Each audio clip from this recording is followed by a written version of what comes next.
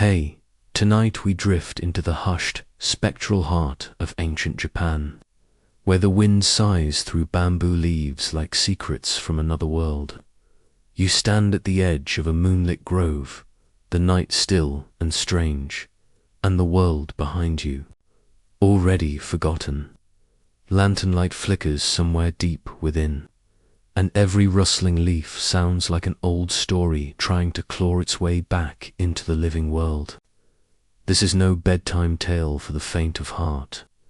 It's where folklore lingers like perfume, and ghosts don't wait to be believed, revealing the little-known will wander through haunted temples, bewitched forests, and cursed villages, uncovering tales that were whispered from generation to generation, some too eerie to forget, others too dangerous to remember.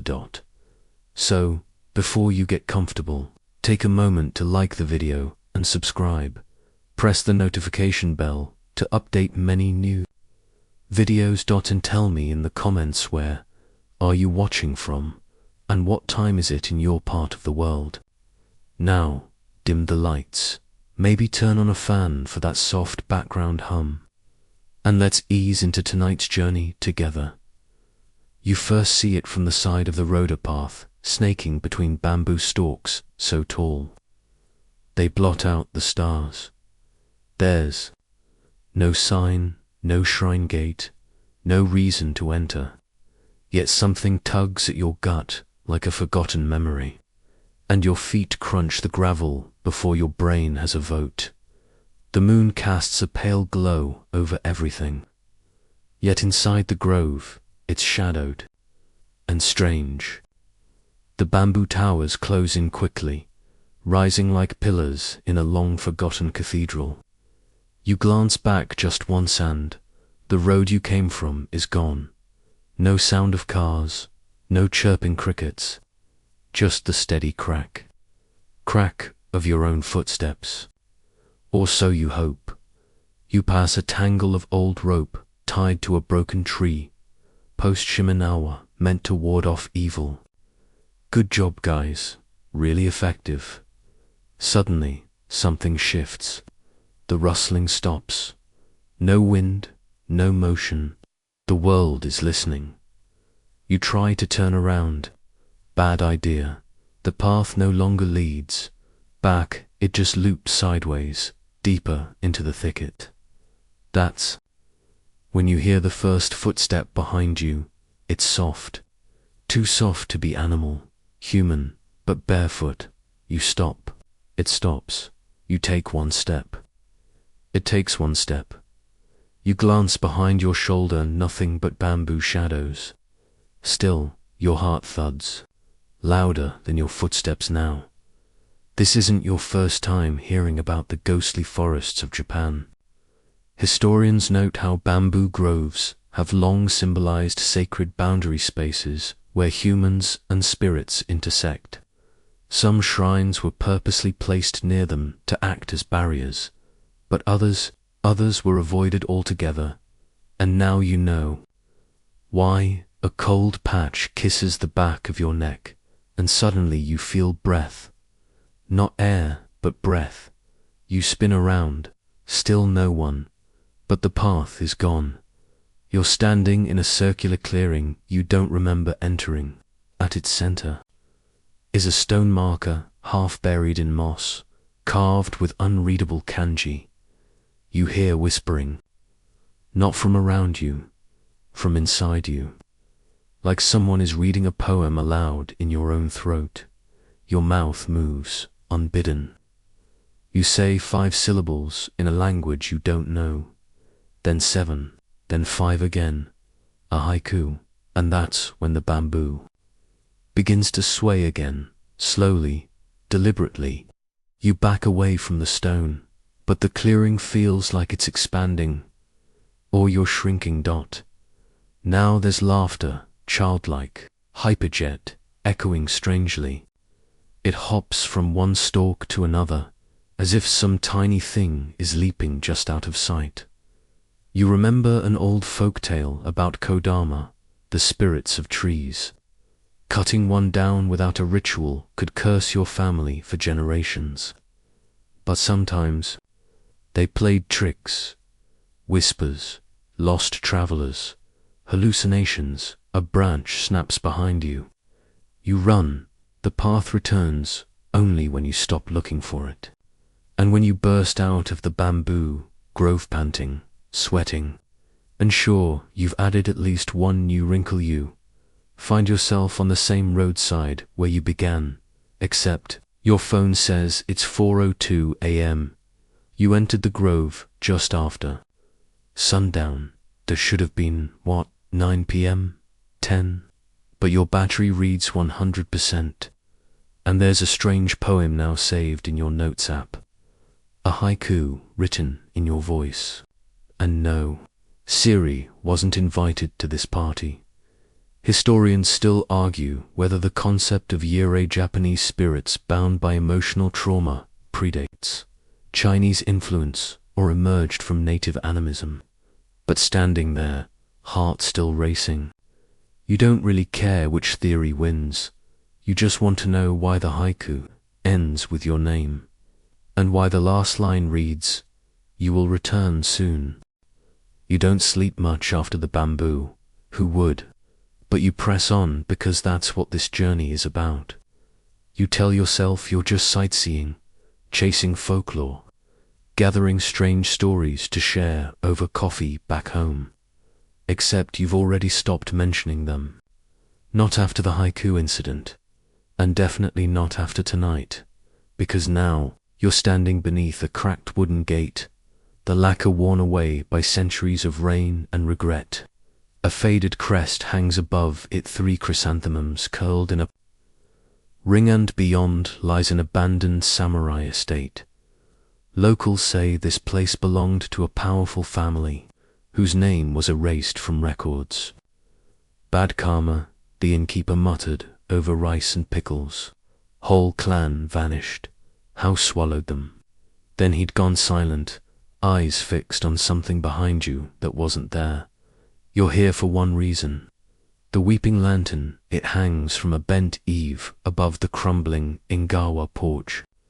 At dusk, people say it drips, not wax, not oil, but water, tears. And if you get too close, it cries harder. So here you are. The gate swings shut behind you. Of course it does. The courtyard is a mess of cracked stones and dry weeds. A koi pond is now just a cracked basin filled with windblown leaves. The air is unnaturally still, like even the insects are waiting for something. The estate looms ahead, its shoji doors askew, rice paper fluttering in the breeze. You climb the porch steps slowly. Each creak is like a warning in an old tongue. There it is, the lantern. It hangs from a rusted hook, shaped like a horned demon's grin. Iron ribs hold what little remains of its silk casing, tattered and yellowed with time, but yes, it's dripping. One drop every few seconds. And the wood beneath it, bone dry. You step closer. One drop lands on your arm.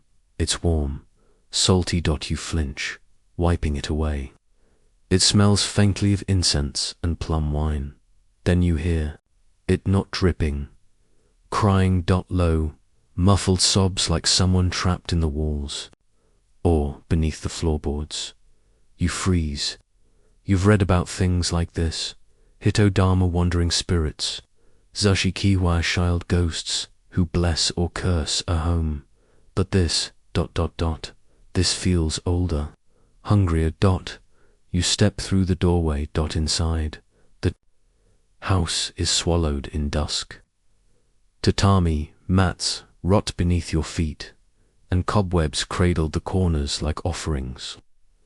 An ancestral altar lies shattered in the corner, its incense sticks snapped, as if something had clawed them in rage. The crying continues. Louder now, it's coming from the lantern, but now it glows, a pale, pale blue, like moonlight reflected in a teardrop. Historians agree that some samurai homes kept enchanted objects, blessed armor, cursed heirlooms, vengeful dolls, but enchanted lanterns. That's fringe territory. One 16th century text claims a lord sealed the soul of his betrayed concubine into such a lantern, forcing her to light his path through battlefields. Romance, am I right? You back away. The light flickers. A shadow crawls along the walnut. Yours. It's slender, hunched, crying. You remember a name. I am. She appears in one of those obscure Edo-era ghost scrolls. A servant girl punished for spilling sake on her master's robe, locked in a lantern room as penance. The building caught fire. No one opened the door. You're not saying this is her, but the sobbing turns to screaming. The lanterns flame, flashes white then black. A wind shrieks through the house, slamming every door shut at once. You hit the floor, dust in your lungs. The sobbing stops, and then soft footsteps, barefoot approaching. You lie still, breathing shallow, a long silence, then drip on your cheek. You look up. The lantern hangs above you now, though you're sure it was outside. Its frame pulses. You don't wait to find out what's next. You crawl, run, trip over yourself out the nearest door, tumbling into the courtyard. When you look back, the estate is dark, silent. The lantern swings gently, as if rocked by wind, but the air is still, and as you stumble back to the road, you realize the back of your shirt is soaked, but it hasn't rained. Later, at a sleepy countryside library, you flip through a brittle old map and discover something peculiar. That estate isn't marked on any records after 1803. In fact, that entire section of town was reclaimed by the woods. Historians still argue whether the lantern myth originated from Buddhist burial customs or household ghost stories meant to frighten servants into obedience. Either way, one thing's clear: tonight, the weeping lantern found someone new to mourn, and you're not entirely sure it wasn't you. You swear you'll take a break.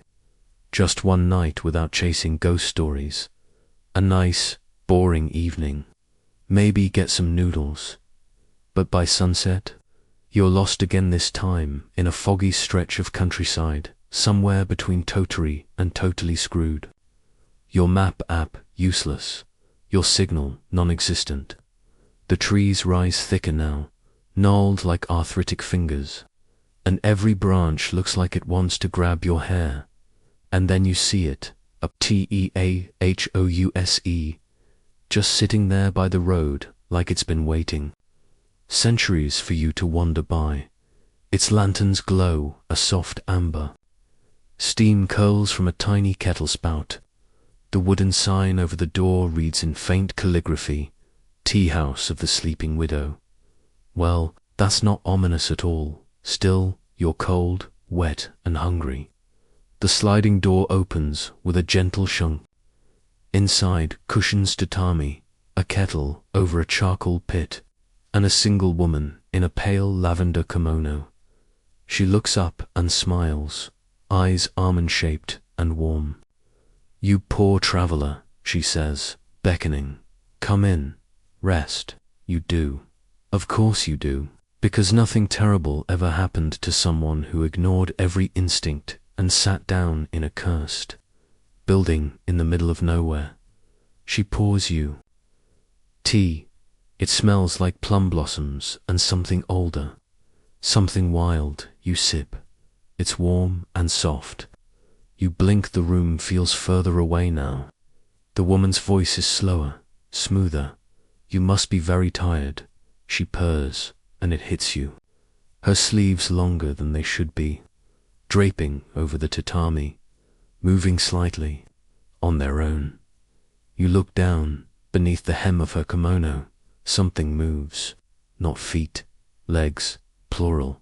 Many. Teacup trembles in your hand. You remember the stories, the ones children tell to scare each other. The Joragumo, the binding bride, a spider demon, gorgeous woman above the waist, venomous arachnid below, seduces wanderers, wraps them in silk, feeds slowly. Your host smiles, revealing teeth just a little too sharp. You're safe here, she whispers. Sure you are. You stand up too fast. The room tilts.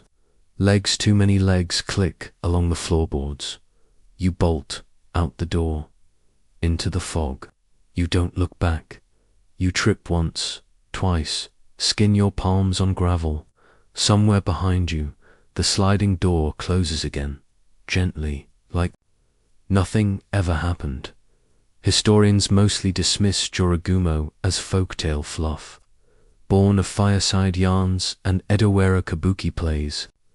But one 1797 account tells of a tea house that appeared only during rainstorms and vanished come morning, along with any guest who dared stay the night. You run until your lungs burn. The fog thins. You find a main road, a gas station, civilization. The clerk blinks at you as you stumble in, bloodied and out of breath, lost. He asks, you nod, shaking. That old tea house by the woods, the widow one, he frowns. There's nothing like that out here. Closest tea house closed down 20 years ago. You pull up your sleeve. Something's there, a thread, fine, silver, wrapped once around your wrist, like a kiss. You try to break it. It doesn't snap. And when you fall asleep that night in your hotel room, despite every effort to stay awake, you dream of her voice, soft as webbing. You'll come back when you're ready to stay. Historians still argue whether the myth was created to warn men away from adultery, or whether it masked a real predator that vanished into legend. You just know one thing.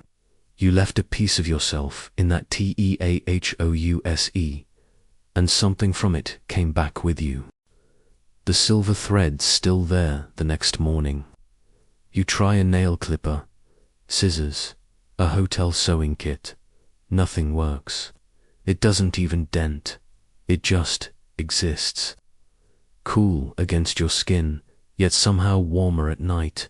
So you do what any deeply rational person would do.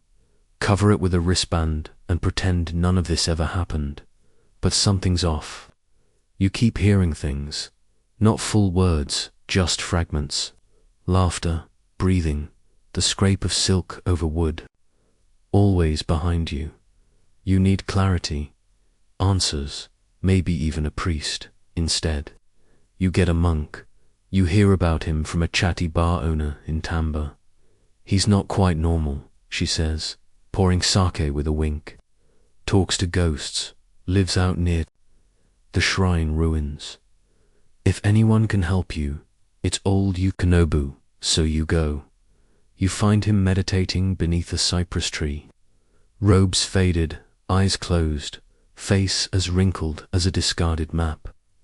He doesn't open his eyes when you approach, just says, "She marked you." You freeze. "Excuse me." He nods toward your hidden wrist. "Joragumo, she's curious now. Can I remove it?" Not until you give her what she wants, which is, he finally opens his eyes. A story. You blink. What? She likes stories, he shrugs. Especially the unfinished kind. Okay, this man is either enlightened or nuts. Maybe both. Still, you follow when he invites you into his tiny hut, smelling of sandalwood and dust. Inside, he shows you something strange, an old scroll, black with age, sealed with a crimson silk cord. This, he says, is a story no one has finished. It's been passed down monk to monk for centuries. You ask what's inside. I don't know, he says. None of us open it. We hear things. When we try, naturally, You offer to help. The moment your fingers brush the silk, a sudden pressure grips your temples. You hear singing, children's voices. Backwards, maybe later, you mutter. Yukinobu chuckles softly. You'll know when it's time. You step outside. The forest is quieter now, not peaceful, expectant. And then he says it. You should leave before dark. There are worse things than curious spiders. You take the hint, but you've barely walked 5 minutes when the fog rolls in again, fast, thick, like someone threw a blanket over the world. You turn to retrace your steps. No monk, no hut, no shrine. Just trees, and there's something else. A shape ahead, a structure, half swallowed by vines and time. Stone steps rise into the mist, flanked by crumbling fox statues. Kitsune, guardians of Inari shrines. Their stone eyes are cracked, their mouths chipped, but you feel them watching. You climb, because of course you do. At the top, a moss-covered gate, leaning like it's had a rough century. Beyond it, a torii barely standing and a shrine, or the memory of one. The offering box is split, the altar overturned, but there's someone there, a pilgrim, kneeling, head bowed. His robes are sun-faded but spotless, his hands folded in prayer. You approach quietly, too quietly, because he turns too slowly, and his face there isn't one. Just smooth, worn skin like a weathered mask. No eyes, no mouth, just the idea of a face. You stumble back, heart in your throat. He rises, graceful, deliberate. He tilts his head, as if listening to your fear. You run, obviously down the steps. Through the mist you swear you hear him humming, low, tuneless, like someone trying to remember a lullaby they never learned. Historians still argue whether the concept of noparabi, faceless ghosts, originated from Buddhist ideas of ego death, or from more ancient animist fears of identity loss. One particularly old tale speaks of a monk punished for pride, doomed to wander as an empty-faced warning to others. You burst from the forest and onto a rural road. A bus is coming. You wave it down like your life depends on it, which it very well might. When you finally look at your wrist again, the silver thread is gone, but in its place is a new one, red dot and tied in a neat little bow. You ride the bus like it's a lifeline, a big diesel-powered ward against the weird. Your fellow passengers are mostly elderly locals, dozing peacefully or squinting out the window at rice paddies drifting by. No one seems haunted, or faceless, or threaded to a demon. You reach into your pocket and feel something small, soft, a plum blossom, perfectly dried. You didn't put it there, so when the driver announces a stop by a quiet river bridge, just a rest area, a chance to stretch your legs, you get off. Why not? It's daylight, finally. And broad daylight has always been your safe zone. Big mistake. The river is calm, wide and glassy, the kind that reflects clouds too perfectly, so it looks like you're walking upside down.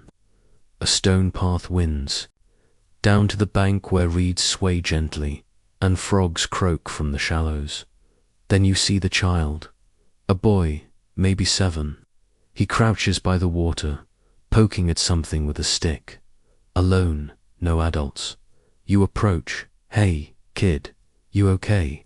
He doesn't answer, doesn't even turn. Just says, it's almost out. You blink. What is? The cucumber. Okay, you peer into the water, and there it is, a ripple. Something just beneath the surface. Something green dot. You feel an old chill crawl down your spine. This river is Kappa territory? You've read the folklore. Kappa are water spirits. Amphibious, vaguely humanoid, with beaked mouths and turtle-like shells. Some versions say they drag people into rivers and suck out their souls through the anus. Others just say they steal cucumbers. It's a spectrum, and then you hear the slapping. Wet, rubbery, deliberate. The boy stands, smiles, and walks straight into the river. Hey! You shout, lunging forward, but something grabs your ankle. You go down hard. Knees slam into the gravel. The water erupts. A shape rises, man-sized, greenish, with lank hair and thin limbs. Its eyes are too far apart, its fingers too long. Atop its head, a shallow bowl full of water, its sacred source of power sloshes, but doesn't spill. You kick, scramble back, heart in your throat. The kappa just stares, tilts its head. Then it bows, water from its head spills. The spell breaks, it shrieks, slaps the surface, and dives under. The river stills, the boy is gone. You sit there, soaked and stunned, your jeans ripped and streaked with river mud. A small voice behind you says, you bowed back. That was good. It's the boy, dry, smiling, holding a cucumber. You blink. Where did you go? He shrugs. Not far. They just wanted to say hello and ask for something. Yūrei, the cucumber. Is that an offering? He says. They get mad when no one remembers. Then he's gone, just like that. No splashing, no footprints, just reeds swaying. You return to the bus in a daze. An old woman gives you a knowing glance and mutters, Kappa Bridge. You nod, she sucks her teeth. Should have carried a cucumber in your shoe. That's the rule. Sure, that makes perfect sense. Historians still argue whether Kappa stories were cautionary tales meant to keep children from drowning, or if they evolved from sightings of some now extinct river creature. Fringe researchers even point to prehistoric water deities worshipped in Jōmen-era Japan, long before Buddhist influence. You don't care what the scholars say, you know what you saw, and later, in your hotel bathroom, you find a bruise on your ankle, thin and perfect, finger-shaped. There's mud inside your sock, and a single cucumber seed on your pillow. You stop trusting roads after that. Every fork feels like a test, every tree a witness. You stick to trains for a few days, telling yourself you're on vacation, not a spirit chaser, not a thread-marked wanderer, just another mildly traumatized tourist with a suspiciously interactive ghost problem. But Japan doesn't let go that easily. On the third day, you follow a tip from a local train conductor with a haunted expression and a fondness for silence. He'd scribbled a single name on a napkin before walking away. Shizukamura, the quiet village. You find it on an old map, right at the edge of a forest preserve. No roads go there anymore. The train drops you at a station so small it's practically a rumor. From there, it's a 2-hour walk into hills that seem to fold over themselves. And then, there it is, Shizukamura, its beautiful, quaint wooden homes, fresh laundry strung from balconies, neat gardens, smoke curling from chimneys. But no one speaks, no barking dogs, no crying babies, no greetings. You walk through the main street and people see you. They see you but say nothing.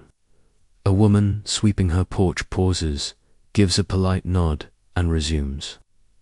No smile, no curiosity. At the village center stands a wooden well. Around it, for children play a hopping game. But they don't laugh, don't shout. Not a single word. You clear your throat. Hiya, I'm just visiting. Lost, maybe. Can anyone? A man appears beside you. So suddenly you almost yelp. He holds a sign. Paper, inked brushstrokes. Please. Do not speak here. You blink. Why not? He flips the sign. Noise brings the listener. Okay, fantastic. You raise an eyebrow and mime writing. He hands you a little chalkboard from his satchel. Apparently, this is normal. You scribble. Who is the listener? He looks at you for a long time, then points toward the mountain slope above the village. A single torii gate stands crooked at its base. You climb, of course, because at this point, you've clearly forgotten what survival instincts are. At the top is a small shrine, stone, weather-worn, no nameplate, just a single rope hung across the doorway, tattered and frayed. You kneel to examine the offering box, and that's when you hear it. A whisper right against your ear, except no one's near you. You spin. No one there then. Another whisper, different voice, then a third. They pile on, gentle, persistent, like dry leaves in the wind, forming almost words. You step back, and your foot lands in something, a shadow. Flat, cold, wrong, it stretches toward. The torii slowly, it rises. Tall and thin and all the wrong angles. Its face is a dark void, and where its ears should be, there are mouths. Tiny, whispering mouths. You run, no hesitation, back through the forest. Down the slope. The village gates, in sight, the silence breaks. Behind you, a howl, low and rattling, like wind scraping bone. You trip, crawl, scramble through the village entrance, and all at once, silence, returns. You glance back. Nothing. The torii gate stands still. The children have stopped playing. One of them points at your mouth. You're breathing heavily, loudly. A woman rushes forward, her eyes wide with terror. She shoves a wad of silk into your mouth, gently, but urgently pressing a finger to her lips. The others bow their heads, and, together, in sign language you don't understand, they usher you out. Historians still debate the origins of Shizukumura. Some believe it was a real settlement where the population enforced total silence as a form of religious purification. Others say the story was fabricated during the Edo period to discourage trespassing on imperial hunting lands. But you'll never forget the listener. You still hear it, sometimes, when you wear headphones at night, when the fan hums just right, when someone in the next apartment whispers too close to the wall. You hear it waiting, listening, and you do not speak. By now, sleep feels like a bad habit you can't break. You drift off in fits, wake to shadows, and flinch at the sound of your own name. So, when you find yourself in Kyoto modern, busy, and lit up like a paper lantern, you exhale, for the first time in days. Ghosts don't like crowds, right? Surely the spirits of ancient Japan take weekends off in the city. Wrong, because tonight is Gion Matsuri, and this festival isn't just famous for its food stalls and elaborate floats. It's also infamous for something that never makes the brochures: the dancing heads. You first hear about them from a ramen chef with a facial scar and the haunted look of someone who's definitely seen floating objects. They only come out when the music's just right, he says, ladling noodles. You'll know. The drums start to feel too close. The air gets cold. That's comforting. You wander into the crowd anyway.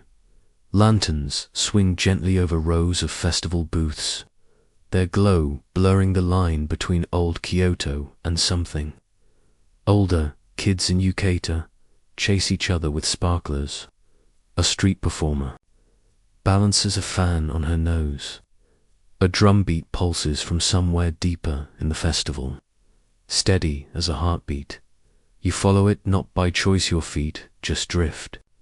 Your hands barely graze other people as you move past, and no one seems to notice you anymore. The drums grow louder, then you see them. A ring of dancers in a side street. At first glance, they look normal, just revelers, arms raised, faces lit by the flicker of lanterns. But their faces, they're all the same fixed smile, same painted cheeks, same blank wide eyes, like festival masks that learned to move. You blink. The ring of dancers parts. In the center float 3 disembodied heads, female, pale, hair coiled up with lacquered pins. Their eyes blink slowly and their mouths stretch wide in toothless grins. They begin to laugh, softly at first, then louder. The sound skips like a broken record, giggling and shrieking and spinning with the rhythm of the drums. You can't move, your legs lock. Your fingers twitch in time with the beat. You start to sway. One of the floating heads turns to you, her neck. Stump trails silk like mist. She sings your name, not says it, sings it in a sweet, lilting voice. The drumming pounds now. Your heart sinks with it. You're being pulled into the dance. A hand grabs your shoulder, old, firm, real. A woman in a brown festival apron yanks you back. She shoves a small bell into your palm and slaps your back hard enough to restart your lungs. Ring it. She barks. You do. The moment the bell jingles, the spell breaks. The heads vanish, mid-laugh like smoke. The dancers drop to their knees, confused, groggy, a few cry. One vomits. The drums are gone, so is the street. You're standing alone in an alley. That didn't exist a minute ago. The woman gone, just the bell left in your hand. Back at your hotel. You research what just happened. There's a forgotten Edo period folktale about Odakurakobi, floating women's heads that appeared during summer festivals to mimic human joy. They'd hover near drunken revelers and lure them into frenzied, endless dances till their bodies collapsed from exhaustion and their souls followed. Historians still argue whether these stories were invented to keep children from sneaking out at night or whether they were inspired by real cases of festival hysteria. But your bell, it's etched with 3 kanji, return to form, and when you wake up the next morning, your feet are bruised. Your calves ache like you've danced all night, and there's a hairpin on your pillow. Not yours. You tell yourself you're done, absolutely finished. No more shrines, no more folklore trails, and definitely no more spontaneously appearing children or body partless spirits. But Kyoto is full of ghosts that don't need your permission. So, when you pass by the shuttered kabuki theater on your way to a cafe, you don't mean to stop. You don't mean to notice the cracked paper posters flapping gently in the breeze, or the faint music suite and off-key seeping through the locked doors. You absolutely don't mean to see the flicker of movement behind the second-story curtain. And yet, here you are, the Yamabukiza Theater, closed since 1931. Locals say it was cursed when its final performance ended in disaster. The lead actor collapsed mid. The curtain never fell, and the audience sat in frozen silence until dawn. No one could explain why. Naturally, you ignore your common sense and step inside. The lobby is cloaked in dust. Shoji screens sag in their frames. A program book lies open on the ticket counter. Its pages brittle and yellowed. The air smells of mothballs and memories. You make your way into the main hall, and that's when the lights come on, soft, golden. Glowing lanterns flicker to life one by one, casting long shadows. Over the wooden seats, a slow shirk as the stage curtain rises. The music starts, low flutes, slow drums. The tune twists in ways that feel deliberate melancholy and menacing. And then, the performers. They walk onto the stage, one by one, fully costumed, graceful, controlled. But their faces never move. Their masks are porcelain too perfect. Blank expressions with faint blushes and arched brows. Not no masks. Not kabuki makeup. These are masks of people trying to look human. They move beautifully.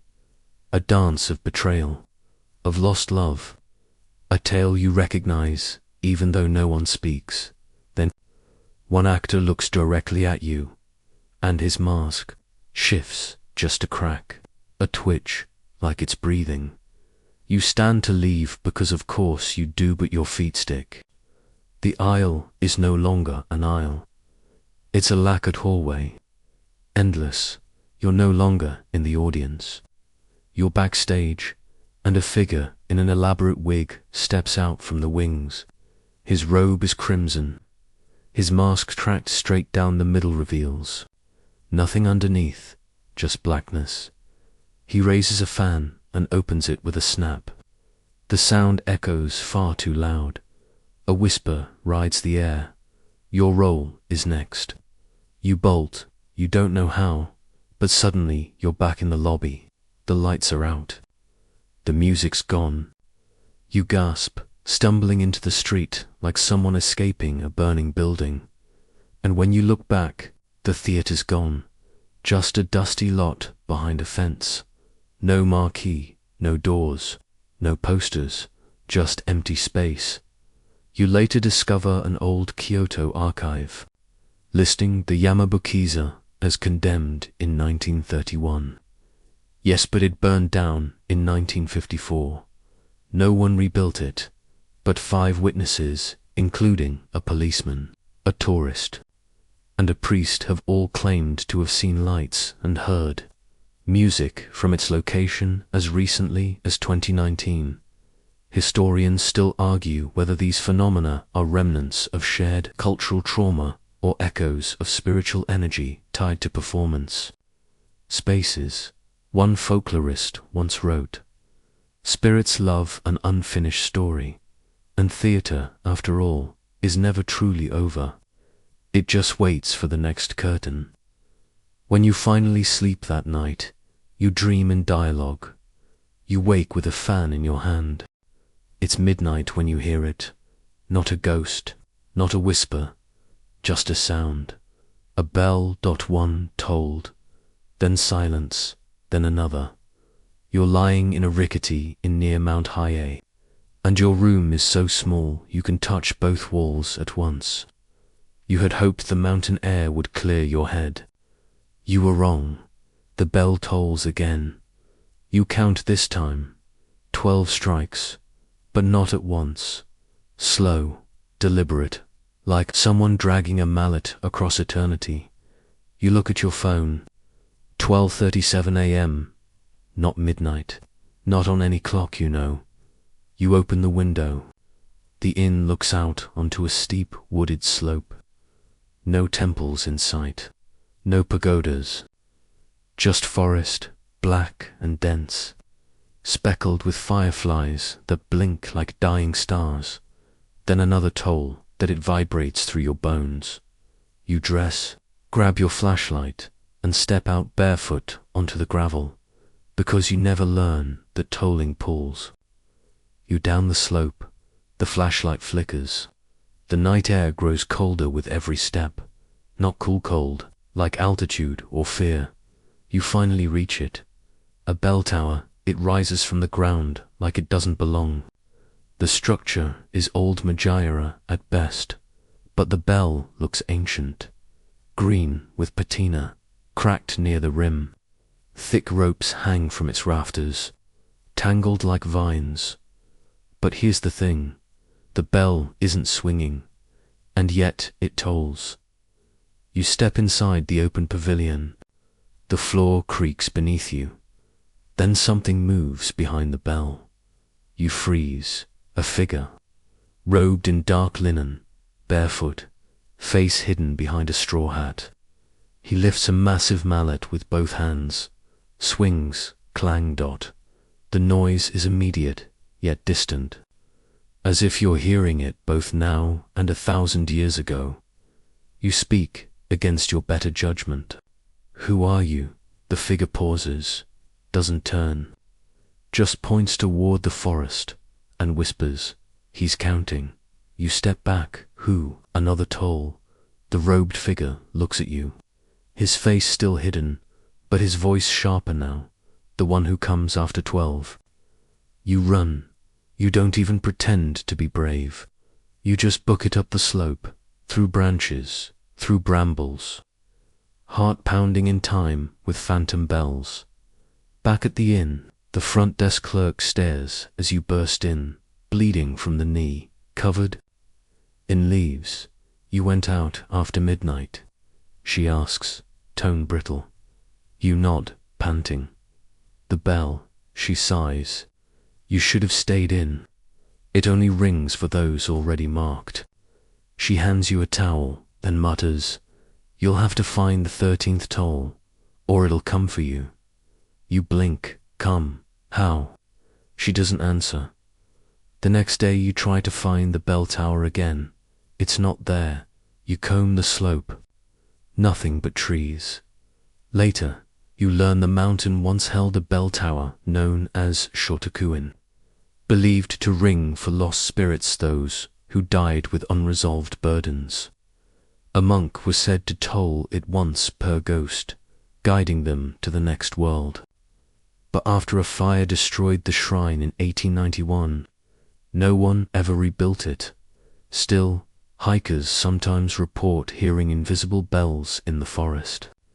Always 13, historians still argue whether this ritual was real, or a metaphor for grieving monks clinging to superstition.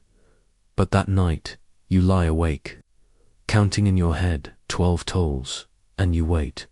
Because the 13th isn't a sound, it's a knock on your door. You don't open the door. You don't breathe. You just sit there, knees drawn up on the tatami mat, staring at the old wood, listening. No second knock comes, just silence, but not the comforting kind. This silence presses, as if something is listening right outside, nose nearly touching the frame, waiting to hear whether you move. You stay like that until dawn, when sunlight finally leaks through the slats. You leap up and yank the door open. No one there, no footprints, just a faint smell of ash and rain. You leave the inn before breakfast. No goodbyes, no receipt, just down the mountain, one step at a time, the bells echoing in your memory. You make it to a nearby town by midday. Small, sleepy, unsafe-looking. Too safe. Still, you're not looking for trouble. You tell yourself that as you order grilled mackerel at a tiny shop and sip tea you didn't ask for, and yet because of course you ask the owner, "Have you ever heard of the Yukiana?" She stiffens, then she points to the framed photo behind the counter. It shows snow-covered fields, a lone figure in white at the edge of the woods. You lean closer. The photo's grainy, old.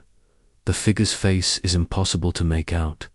"My grandmother," the woman says, "took this before she vanished." Right. You thank her, tip heavily, and leave. You hadn't planned on hiking again, but the cold makes the choice for you. Snow falls as you climb toward the ridge above the town, fine and dry, like powdered sugar. A storm rolls in faster than it should, and now you're lost again. The world around you is white. Trees blur into the sky. Your breath fogs in front of your face, and the wind begins to sing. Not howl, not moan. Sing. A lullaby in a language you don't understand. Then she appears. At first, you think she's snow. She steps through the drifts barefoot, leaving no prints. Her kimono is pale as moonlight, embroidered with flakes that shimmer unnaturally. Her long black hair billows though there's no wind, and her eyes too wide, too calm, too still. "Are you lost?" she asks. You nod. She smiles. "I can help." Your body doesn't move, but your head turns just slightly. You know this story. Everyone does. Why Yukai Iona? The snow woman. She saves travelers in snowstorms by freezing them. Sometimes she kisses them. Sometimes just breathes on them. Either way, they're never seen again. But you're already too deep. She touches your cheek. Her skin is ice, but your skin doesn't flinch. You feel warm, too warm. The snow melts around your boots. You blink, and she's closer. "Come with me," she says softly. "Just for a moment." You shake your head. "Please," she whispers. "I get so lonely." Your lips start to move, and then a noise. Behind you, a shout. Human real. You blink. The world cracks. She's gone. A local hiker stands behind you, wrapped in heavy gear, looking annoyed. "You okay?" He shouts over the wind. You nod, dazed. He helps you back to the trail. By the time you reach the town again, the snow has stopped completely. Back at your inn, your cheek is still cold. Hours later, it burns with frostbite. Doctors say it's mild. A touch of the storm. You don't argue. Historians still debate whether the Yukiana myth was invented to explain sudden disappearances in harsh winters, or whether it came from ancient animist beliefs about mountains and the spirits who inhabit them. But some scholars note that the earliest descriptions of her predate Buddhism, predating even written Japanese. One old diary in the village archive says, "She is not evil, she is simply cold, and she wants your warmth the way fire once would." You sleep with 2 blankets that night and dream of her humming. You leave the snowy town before sunrise, wrapped in scarves and questions. She didn't follow you. Not exactly, but something about your breath still clouds the mirror longer than it should. Something about your body temperature refuses to rise. No matter how long you sit in the bath, and when you look at your photos from the hike, she's in them, not clearly, not even fully, just the edge of a sleeve, the swirl of black hair at the corner, a footprint in the snow that was never there.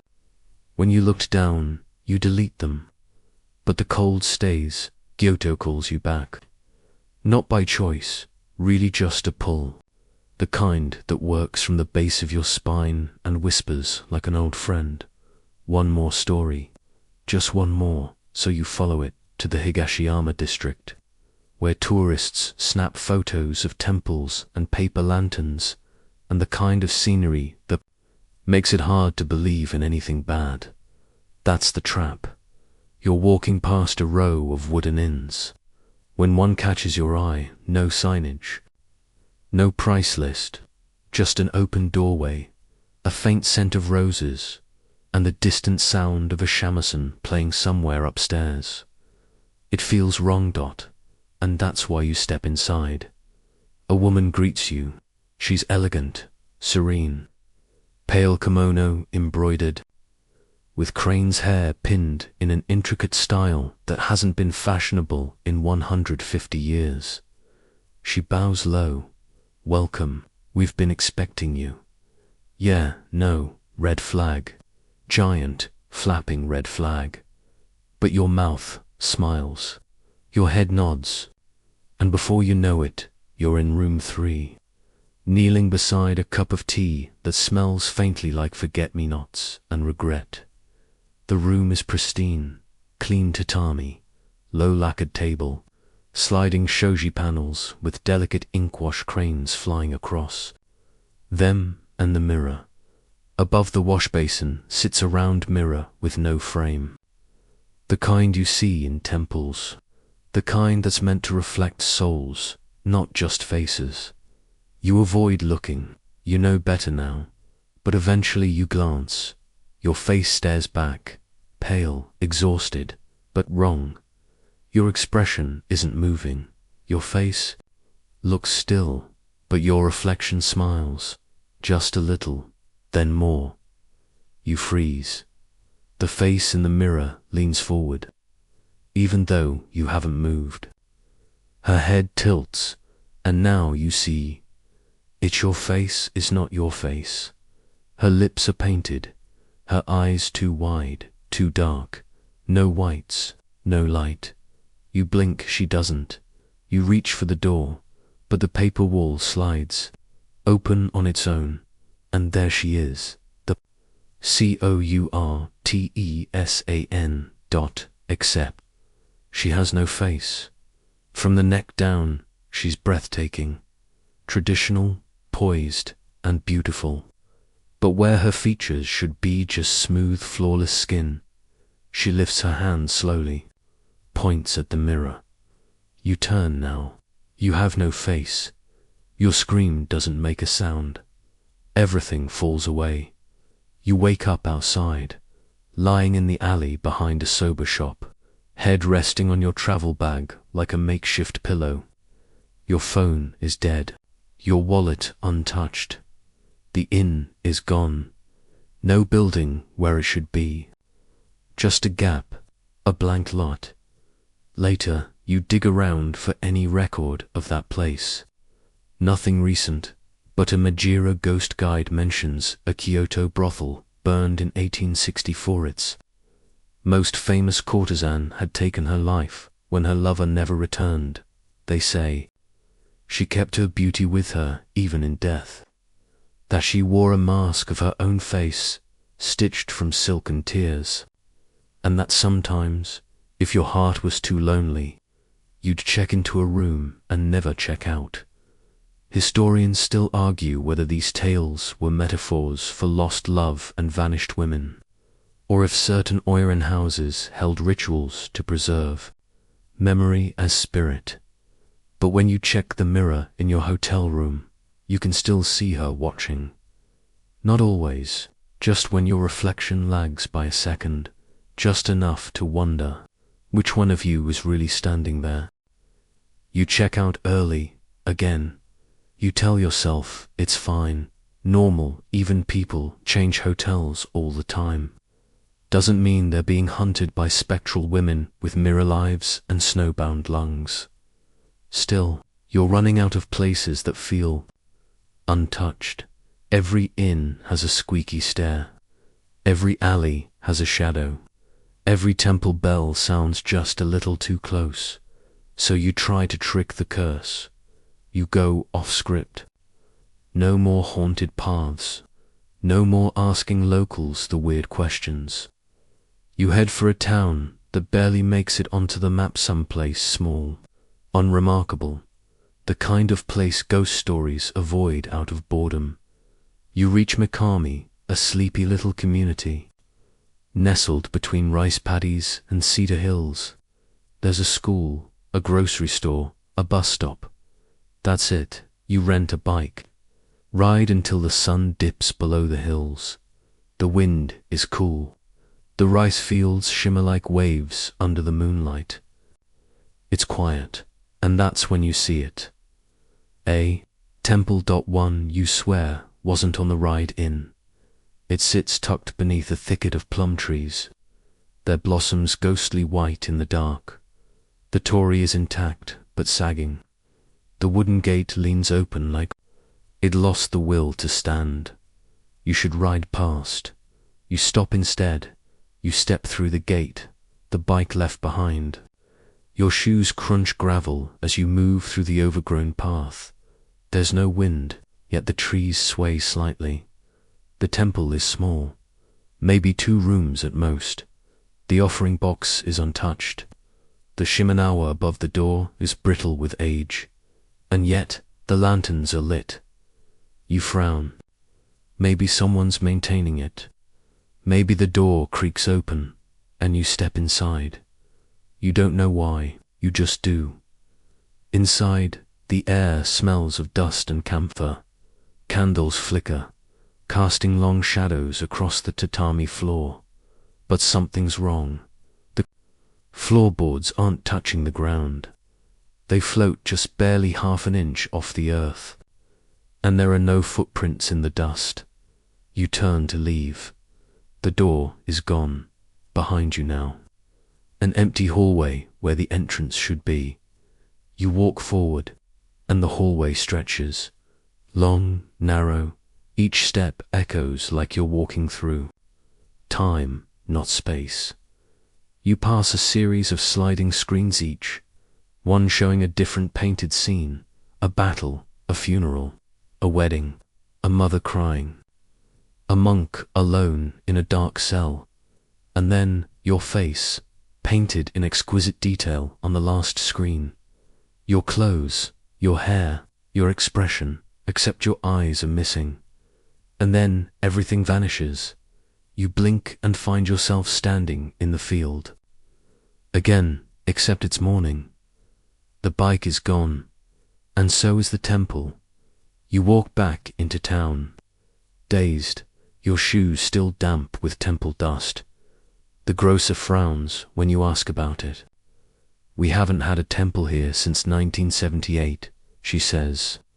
"It collapsed in a storm. Everyone says it was cursed. People used to dream about walking its halls, said it was waiting for something." You swallow. Waiting for what? She shrugs. "Who knows? The last guy who talked about it went missing. Just gone." Later, in the town library, you find a record. A monk's diary from the late 1800s. This temple does not age. It does not rot, but it does move. It visits those it remembers, those who were lost in it, even if they were never there. Historians still argue whether such vanishing temples were a metaphor for wandering guilt, or tied to real spiritual phenomena rooted in mountain, cults and space-temporal legends. But that night, as you lie in bed in a brand new inn in a brand new town, you hear tatami creak softly beside your bed and smell plum blossoms. You wake to the faint scent of incense, not the cheap kind either, not something from a convenience store. This smells old, monastic, the kind that clings to centuries and prayer beads. There's no shrine in your room, no open window, no burned-out stick in the trash, but the scent lingers, twining through your dreams until you're not sure when sleep ended and waking began.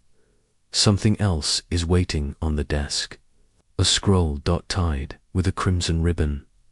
You don't remember bringing it in. You don't remember anyone entering, but there it sits, undeniably real. You hesitate. You remember Yukinobu, the monk, his haunted hut, that forbidden scroll he refused to open. You shouldn't touch this one, you do anyway. The ribbon comes loose too easily. The paper crackles as it unrolls.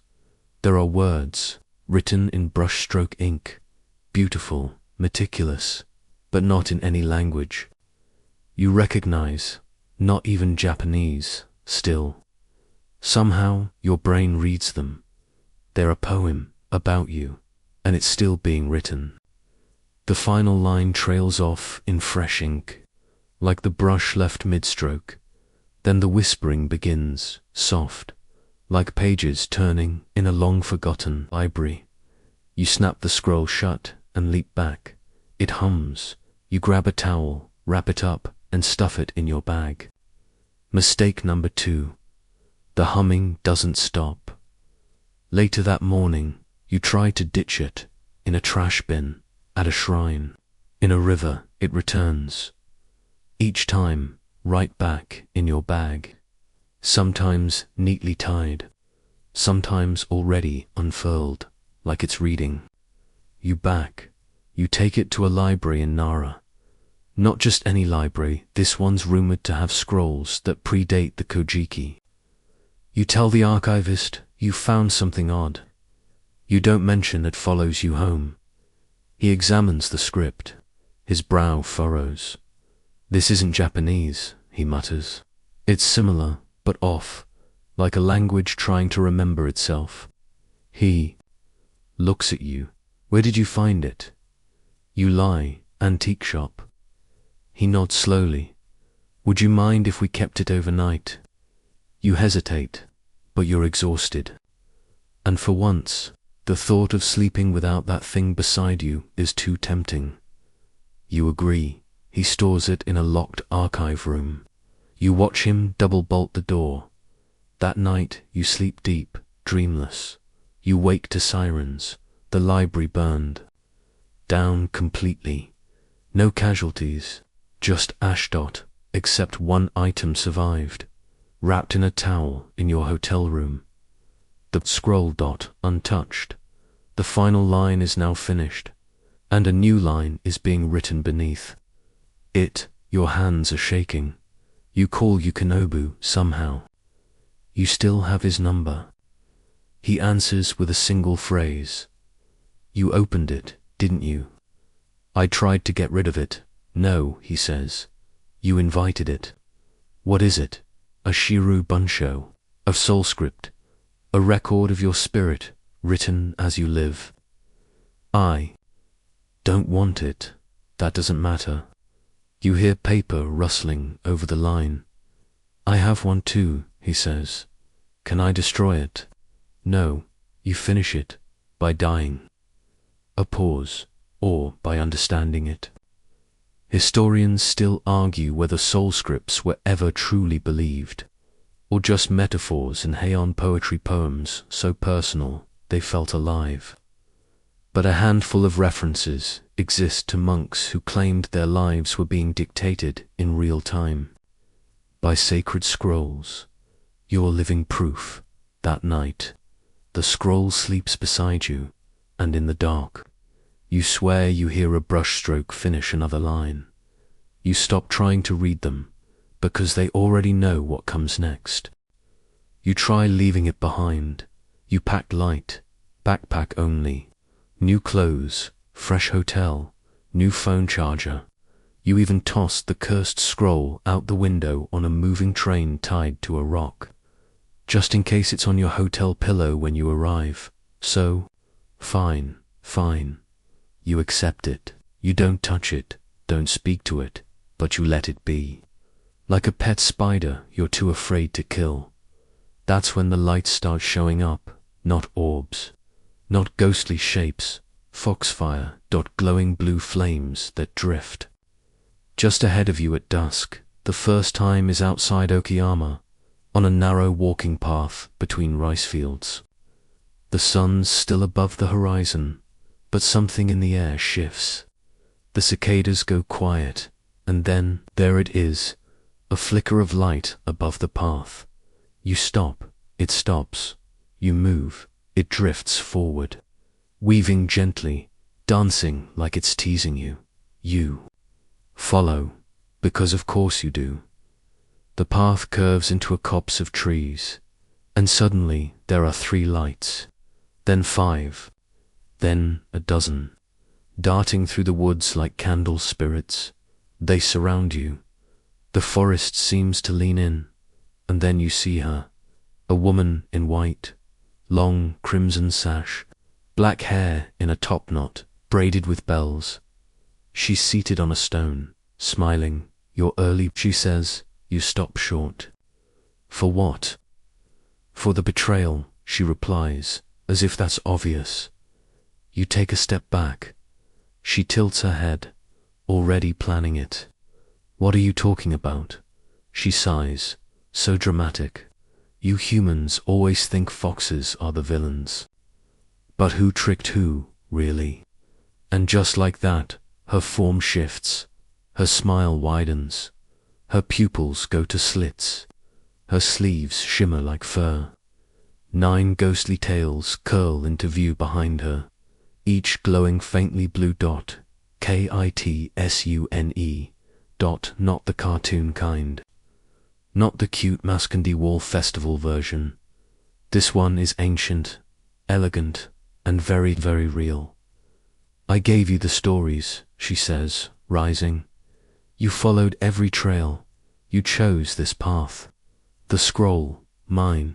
The inn, mine. The temple, mine. You. Try to step back, but your foot sinks.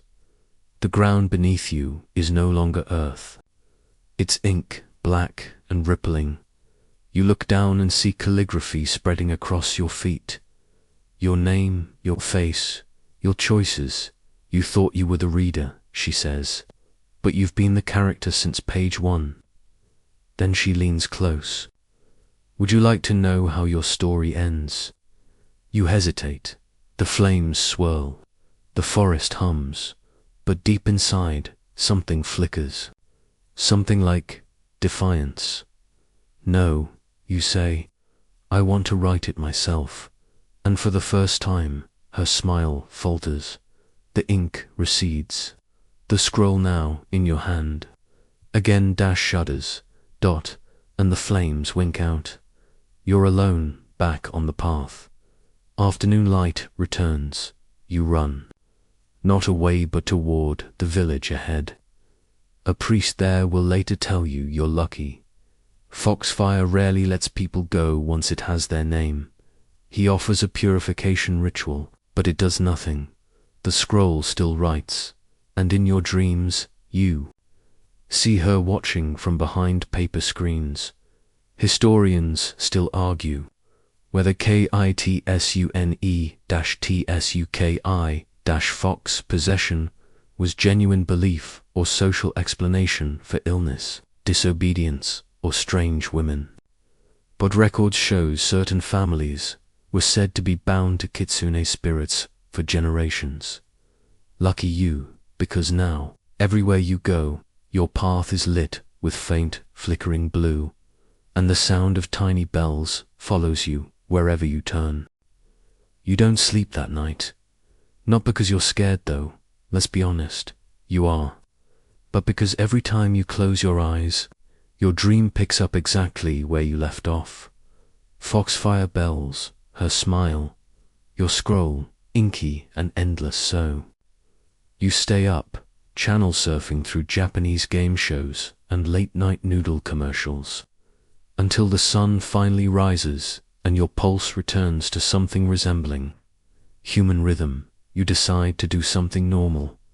You visit a museum, the Matsuyama War Relic Archive isn't touristy. It's quiet, serious. A place full of dusty uniforms, rusted katanas, and the gentle whir of an ancient air conditioner that's doing its best. The first few rooms are fine, informative. You read about feudal battles, local lords, tragic betrayals, the usual. And then, in the last room, you see it.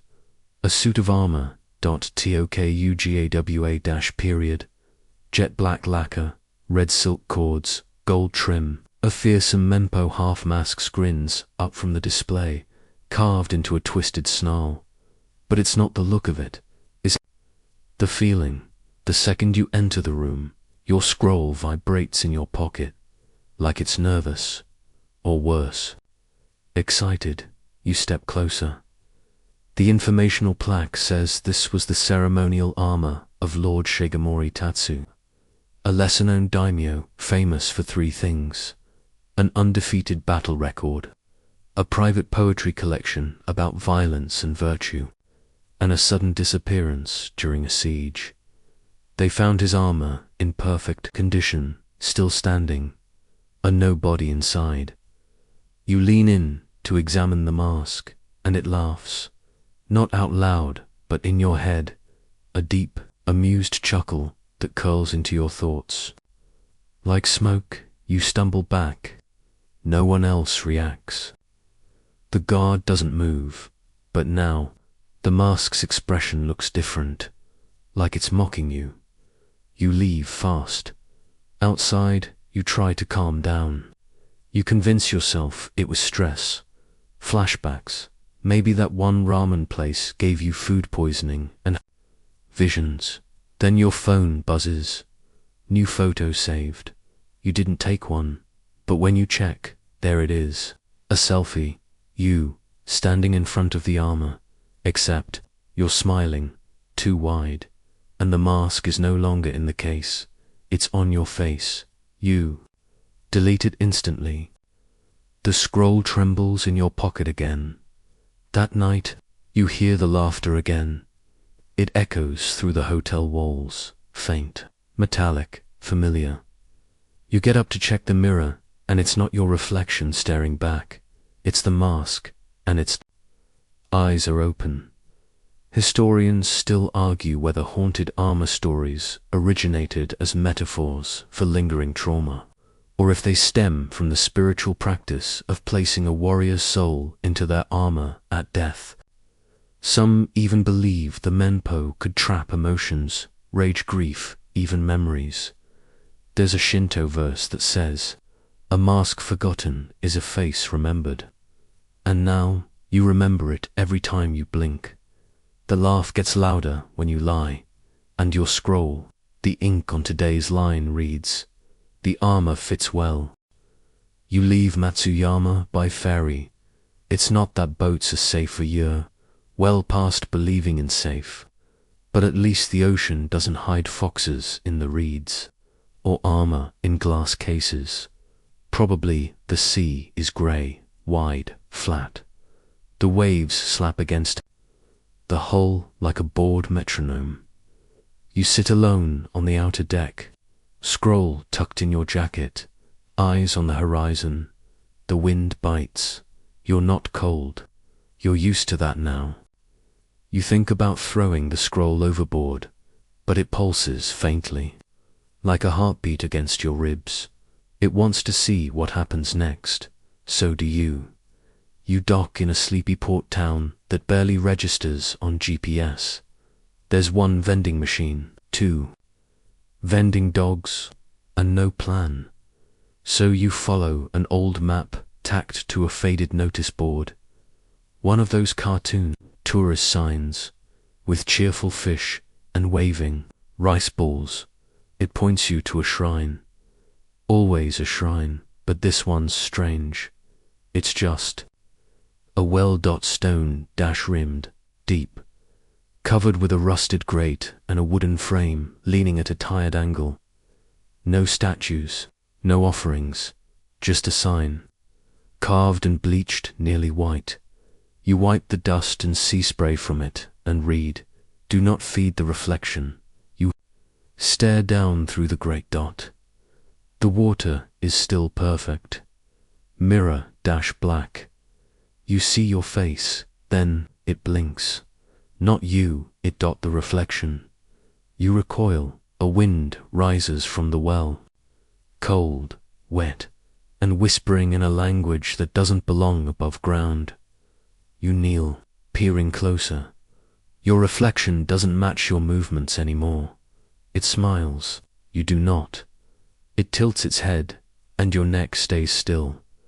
Then it opens its mouth, and your throat tightens. A shape flickers in the water, just beneath the surface. Long, pale fingers trailing slowly across the edge of the well from the inside. You scramble back. The wind hushes. The scroll hums. A new line writes itself. He met himself where no one else could see.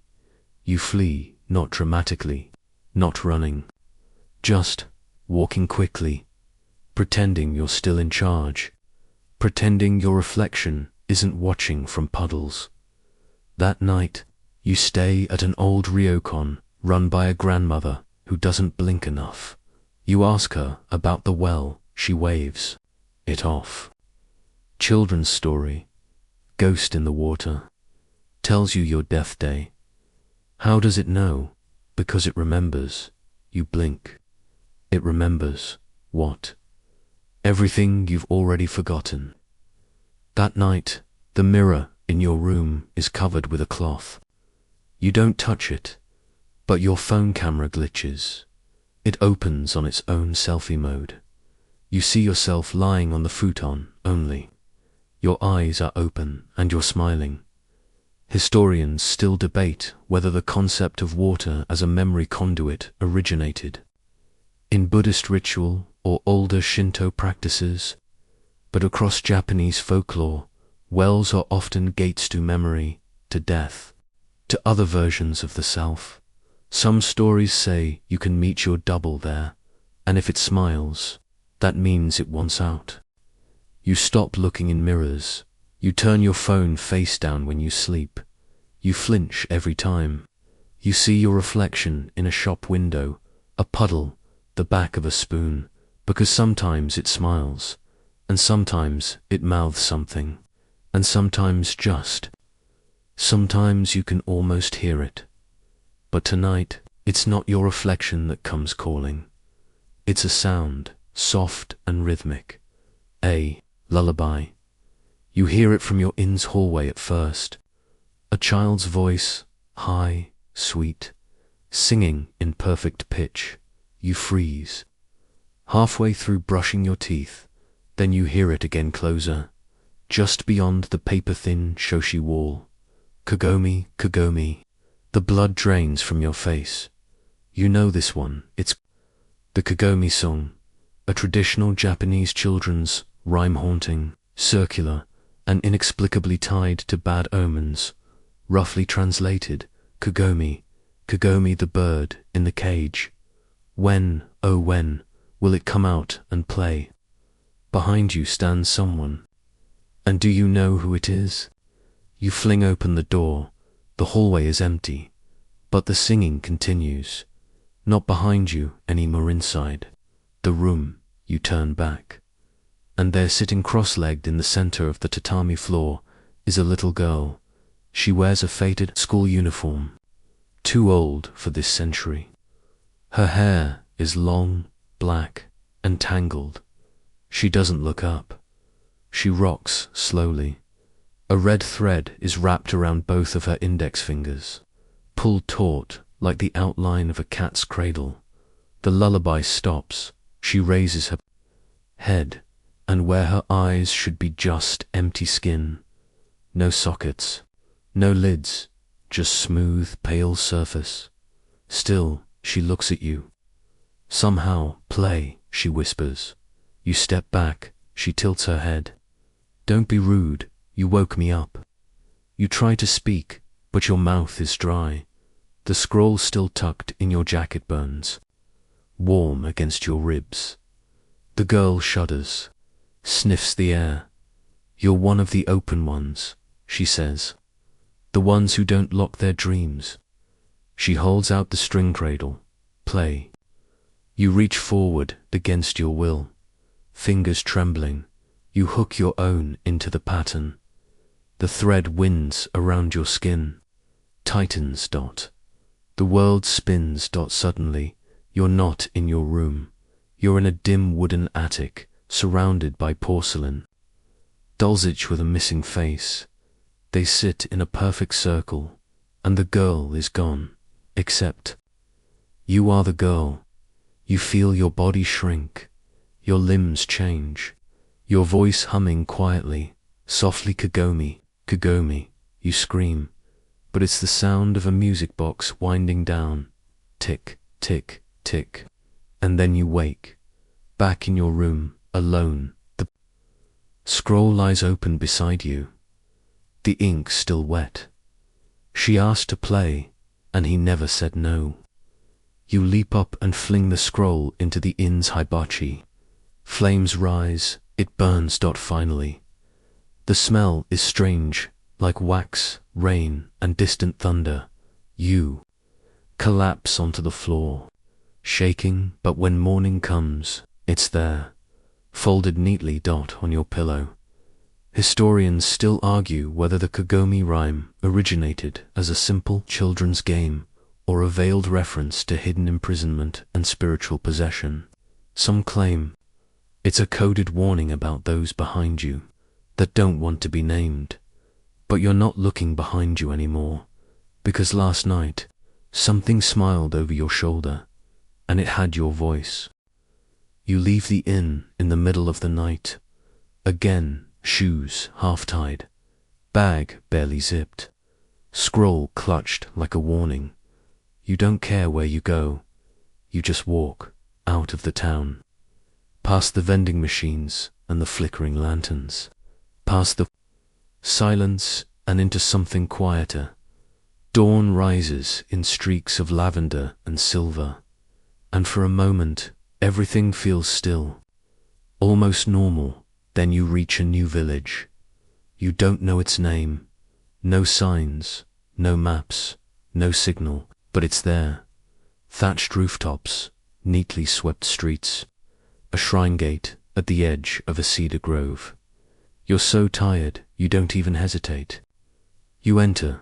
The first thing you notice, it's too quiet. No engines, no cicadas, no birds, and then the people. They're polite, smiling, all of them wearing traditional clothes, simple cotton yukata, faded with age. You smile back, nod, try to relax, but there's something strange. Everyone walks a little too slowly. Everyone keeps a little too much distance. And everyone casts two shadows. You don't see it right away, not until you're seated on a porch. Sipping tea, a villager insists on serving. The sun's high overhead, sharp and clear. You glance down one shadow, then a second, you blink. One moves with you. The other, DOESN, single quotes to you, turn your hand. One shadow copies. The old woman serving tea notices you staring. She sighs. They never tell travelers about the second shadow. You swallow. What is it? She looks toward the shrine. Not what, who. The air grows colder. She places a wrinkled hand over yours. Her skin is warm, but her eyes are far away. Everyone here has one. It follows us until we leave. If we leave, most people don't. You glance around. Every villager walks carefully. No one steps on their second shadow. They say, she whispers, that the second one is waiting for you to forget which is yours. That night, you lie in a borrowed futon, curtains drawn. Lamp off, you glance at the wall. Two shadows, one rises. Before you do, you don't sleep. At dawn, you leave, quietly. No one stops you, but the shadows follow, and at the edge of the village, only one disappears. You're not sure which. Back in civilization, you find no mention of the village. You ask an old professor in Tokyo about double shadow. Folklore, he pauses, then nods, slowly. Yes, rare. But there are a few Edawara entries, usually near sacred mountains, villages said to exist in thin places, thin between worlds. You nod. You don't ask more, because your scroll has already written a new line. He left, but not alone. You try to cast your shadow in every mirror you pass, but sometimes you see two, and sometimes they move before you do. By now, the strangeness clings to you like morning fog. You don't wonder if something's coming, only what and when. You stop checking into inns. You sleep on trains, on temple benches, in ferry terminals, anywhere the dreams can't root deeply. But tonight, you find yourself at a shrine. Again, this one isn't abandoned or haunted. It's cared for, alive. Lanterns glow softly at dusk. Prayer plaques sway from racks like wind chimes. The torii gate is painted fresh vermilion. The gravel path neatly combed. You don't plan to stay. You just want to sit. Then something glints beside the offertory. Box, a mirror, small, round. Bronze, not decorative ritual. You know enough by now to hesitate. But the wind shifts, and suddenly the world is is quiet. Even the trees stop rustling. You step forward, slowly, pick it up. Your reflection appears in the bronze surface. Warped, but clear enough, and it's looking past you. You turn nothing. You look back. The image is still turning its head. You drop the mirror. It lands, face up. Now the scene has changed.